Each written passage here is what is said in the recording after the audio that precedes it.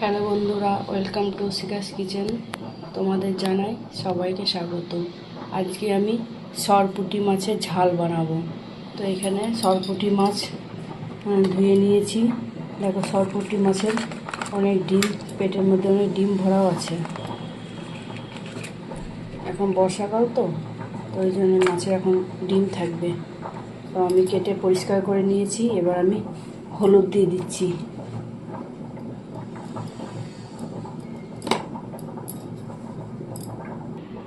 আর দিয়ে দিচ্ছি নুন 1 চামচ মতন।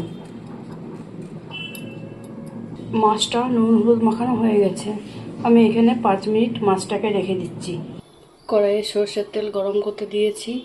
এখানে আমি একটা মশলা পেস্ট করে নিয়েছি টমেটো আর আদা আর কাঁচা লঙ্কা একসাথে মিক্সিতে পেস্ট করে নেব। তেল গরম হয়ে গেছে, আমি মাছগুলো দিয়ে দিচ্ছি। মাছের ডিমও আছে তার সাথে। মাছটা এক পিঠ ভাজা হয়ে গেছে। আমি এবার মাছটাকে উল্টিয়ে দিলাম।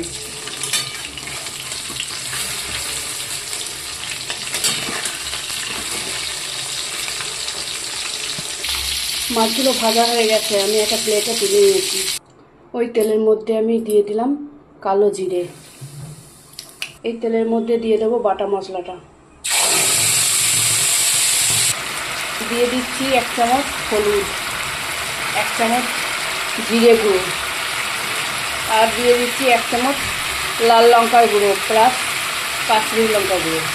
মশলাটা ভাজা হয়ে গেছে, আমি তেল দিয়ে দিচ্ছি, জল দিয়ে দিচ্ছি। এবার স্বাদ অনুসারে নুন দিয়ে দেব। নুন দিয়ে দিলাম।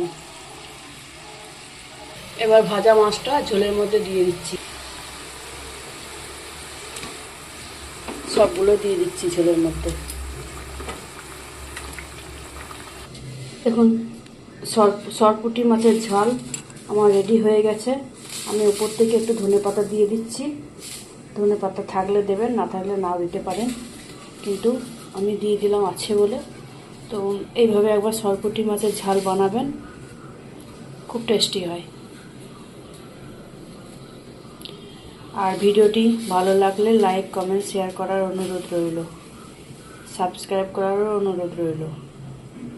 ভালো থাকবেন, সুস্থ থাকবেন।